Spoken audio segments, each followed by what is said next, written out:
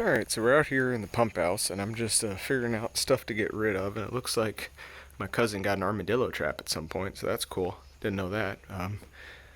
Just looking for crap to throw out of here, and I rediscovered this old engine that's been sitting in here. This used to run the deep well, or deep water pump before they had power hooked up, and I'm wondering if I can get this thing to cheech. Say Briggs and Stratton 23A-FB, I think. I just wiped all the aluminum off of this. I guarantee it seized though, so we'll see what the hell it can do. I can't imagine that.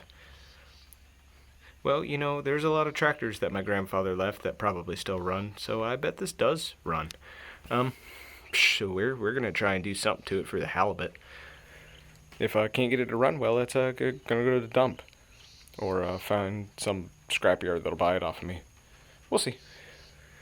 There's also this, what is this, like 500-gallon gas tank that's over here that my cousin told me to get rid of. And I think I can reuse it. It's kind of a little big for my needs, but at the very least I can find someone who'll buy this thing. I don't think it has any holes in it. And I know that because when I take this vent hole, there's a liquid in there, and it smells like varnished gasoline. And I'm pretty sure no one's used this for gas since the 80s. So yeah, that's some beautiful 40-year-old gasoline sludge, because I'm sure it's half water, half rust, and half whatever the hell gasoline turns into after 40 years of evaporation. So maybe we'll put some of that in that engine. Okay, so today what I want to figure out is if this thing will turn over. So I've just got a light set up so you can see what the hell is going on, and we're just going to try and turn that crank bolt. I measured it, and it's looks like a 1 1/4, and I brought all the big wrenches I have. My socket wasn't deep enough, but it is indeed 1 1/4. So let's see if this will turn. Well, she turns. And I think I felt compression. So good. I'm assuming it turns clockwise because of the way those slotted cuts are lined up. Yep, I feel compression. Not much, but some. And I've got no idea if that drive shaft is turning, so let's look at that. Yep, that's turning too. And I'm fairly confident that's a generator as well. So this must have been hooked up to run an electric pump. I thought it might have been a mechanical pump, but nope. This was just a generator to keep the well running whenever the power went out. So now that we got that going, I know she's not seized. She does feel crunchy though, but not very crunchy. So I'm going to try and get that spark plug off and take a little gander down there and maybe pour some ATF in it, maybe not. We'll see.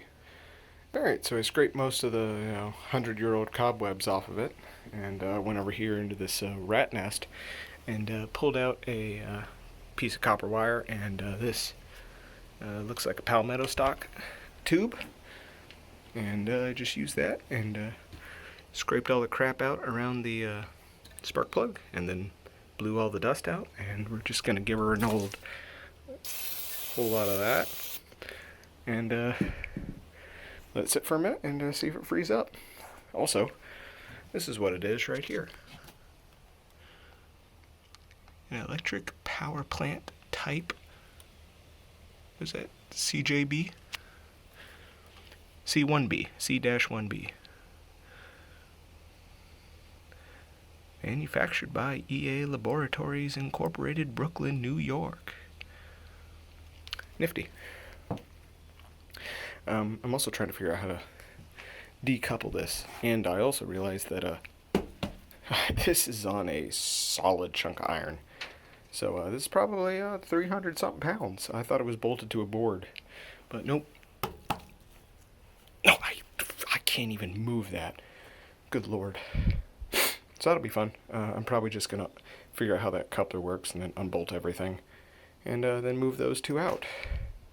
And then try and figure out how to get that out. But this has play in it, and I can feel these two parts moving, but I have no idea how they come apart. This has a spline here, and this has a reverse spline here. This has a cut, and this has a protrusion. I'm sure that's spring-loaded, and there's some way that I can pull these apart. We'll have to figure that out. Because I don't think I'm going to be able to start this thing with that attached. Or maybe I will. Who knows? Alright, well, that appears to have been entirely unnecessary because it just came out with that much force. So, whatever. Let me just make sure that, yep, and good. No, yep, there's still a bunch of crap in there, so I'm not going to, well, screw it. We'll take it off.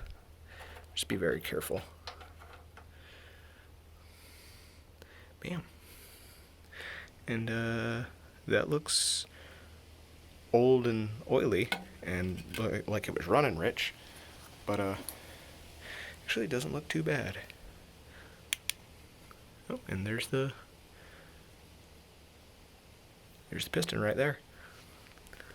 Alright, now I'm going to try and hold this flashlight in my mouth while turning that while filming, so we'll see if that works.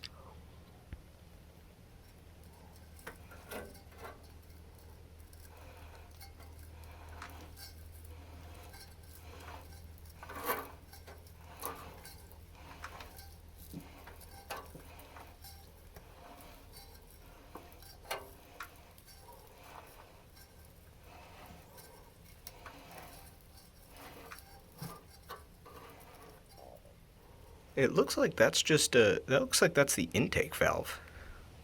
I think, yeah, there's the intake, there's the exhaust. Is here the intake? I guess it has to be the intake if the spark plug's on it.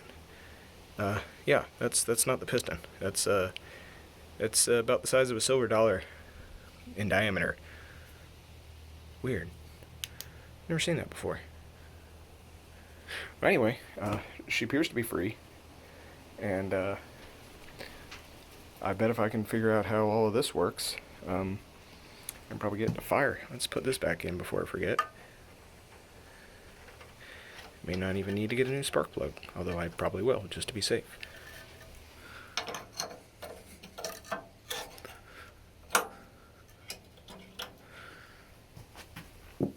Alright, so here's the exhaust, here's the intake, here's the carb. I'm sure that's got no oil in it.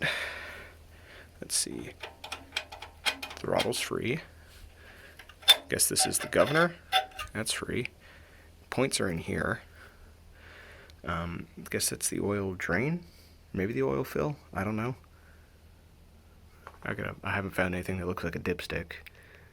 I would think it would want oil all the way up, so I have to find that. There's the gas tank. Yeah, that's an engine. Alright, well, that's it for today.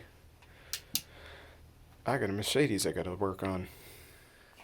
Alright, another week, back out here, just poking around. I made myself a crank rope, so we'll see if that works. Alright, so I should just go like that, and then there we are, and I guess we'll see if that works. Oh boy. Not well. Comes off though. Well, heck. So anyway, she probably needs a bunch of oil dumped down her or something like that. I'm also trying to spin that. My current next thought is to figure out how this coupler works, because I have no idea. This may be a pin, this may be a set screw, I don't really know. I still gotta look into that. I'm hoping it's set screws. Actually, I'm kind of hoping it's not set screws because they're probably rusted to death.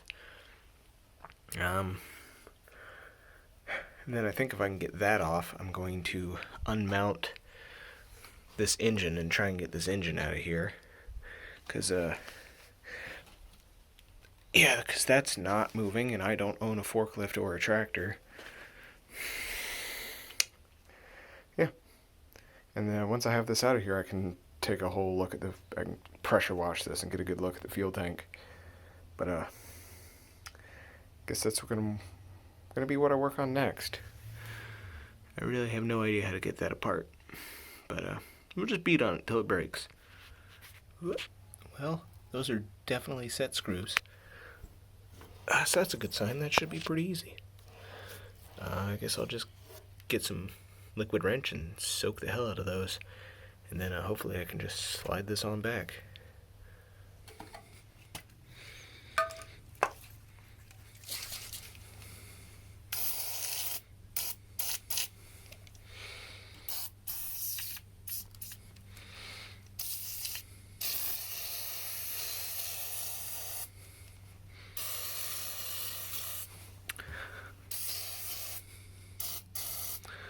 No idea if that's going to help, but we're just going to keep doing it till we fill these up. Gotta do something. And we'll let that sit for a few hours, few days, few years, I don't know.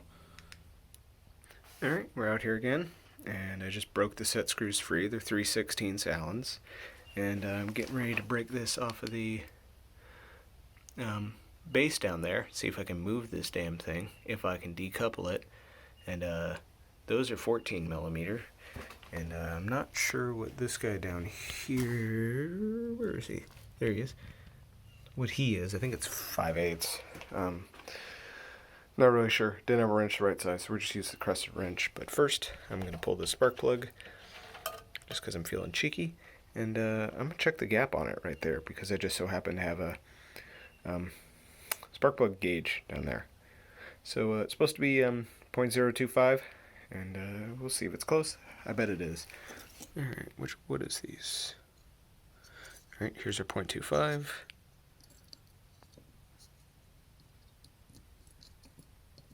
Goes through, and there's a 0.3. Oh, 0.3 goes through. 0.34. Nope. So she's about 5 thou over. So we'll give her a little bit of a tap. I've got a new spark plug coming anyway. Alright, now as you can see, boop, it's about perfect. She's probably like 0.23 or 0.24 or something, but that's close enough. We'll run with that. So we're just gonna slide that back down in there.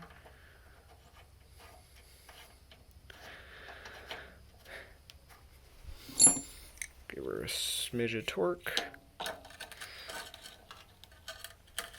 There we are. Stick this back on, and we'll get to removing these set screws. And them threads are all nasty, so I'm sure this will be fun. Stand by. And just like that, motor's out. Only took an hour worth of wrenching on those 14 millimeter bolts. But she's out. Only weighs about 60, 70 pounds, too. That's still not moving, though, so that's probably a good 300 plus. Because we have to move this somewhere, clean it, and then see if we can get it to Cheech.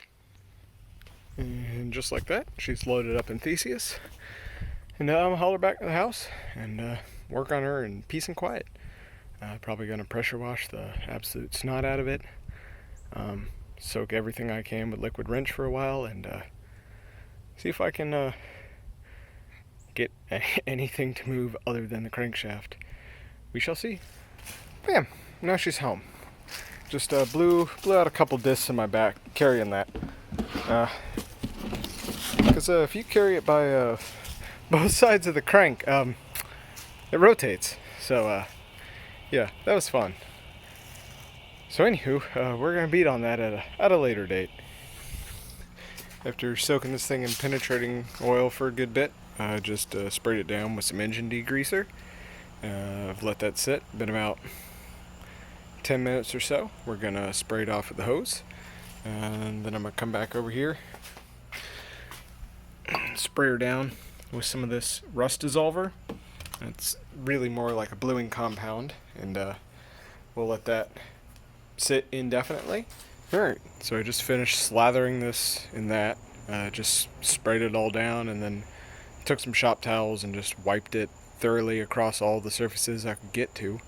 That was after I washed off all of the engine degreaser, and then sprayed it down with some compressed air just to drive the majority of the water off. And I've used this with great success in the liquid form, not in the gel spray before, on surface rust. So we'll see how it does with this. This is beyond surface rust. It's starting, it's significantly pitting, but it's pitting, uniformly and shallowly across the entire surface. So we'll see if it does anything. Could do good, could do bad. I don't really know if this engine starts. I'm assuming the reason why it stopped being used was either because my great uncle died and he was the only one who knew how to use it, or it is totally fucking fucked. Alright, it's the next day. Well, bam. She looks grody. But that's how it's supposed to look. So I think I'll let that sit for the rest of the day, just because I don't have time right now, and we'll come back tonight, spray her down with the hose again, might even pressure wash her, and we'll spray it down with a coat of lubricant, and let it sit from there, because I can still see a lot of rust. Stuff is working, but still got a ways to go. There's still a lot of water and degreaser and oil on top of it that it's trying to fight through. You can also see the remnants of the original paint. It looks like she was like a powder blue, or it might have been a pastel green. That's what it kind of looked like yesterday. Let's see. Yeah, it was a powder blue. So that's what we're going to have to repaint her as eventually, if we get to that point, if she runs. I push so much powdered rust out of that exhaust port, and there's absolutely no air cleaner in it, so she may be borked.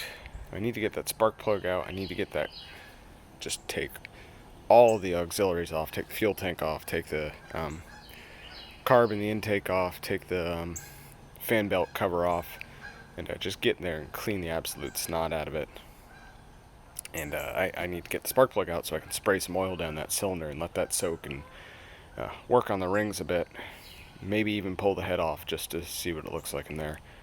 I don't have a gasket kit for this engine, but I can get one. I like $30, so kind of don't want to waste the money if the thing doesn't run, but it probably won't run unless I get it, so it's kind of catch-22. Did get a gasket kit or a rebuild kit for the carburetor though, because it was only like $11.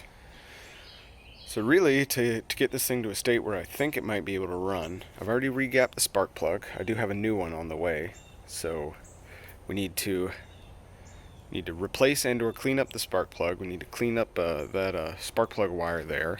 I need to pull the cover off the points and file on the points, make sure that's got good contact. I'm going to rebuild the carburetor. Well, I'll try and do it without touching it, because I really don't want to have to mess with all those adjustment screws, because they're probably rusted shut, so I have no idea what position they're at. It'll be really hard for me to find their east and west bounds. So we may not touch that, but I need to clean up that spark plug wire. I need to file the points, replace the spark plug. I need to pull that gas tank and clean all of the sugar rust out of it. I need to get all of these fuel line screws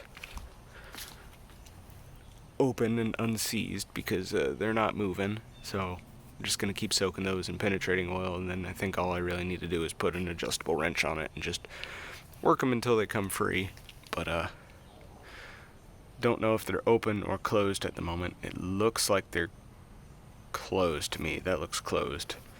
Then again, I don't know how much the throw is. I think this is a rubber line here. Yeah, so that might be borked. I don't even know what that's for. Oh, I think that's a PCV. Need to work out an air cleaner for it. I believe it was originally just a sponge design, so I think I can find a circular sponge filter if I'm lucky. It's about a 5, maybe, and that's probably even a 6-inch round air cleaner. So if I can find a 6-inch foam air filter, I can soak that in oil and put that in there. But I mean, I guess first I do have to pull at least that end of the carb off, just to dump all the rust out of that thing. And I don't know how that comes off.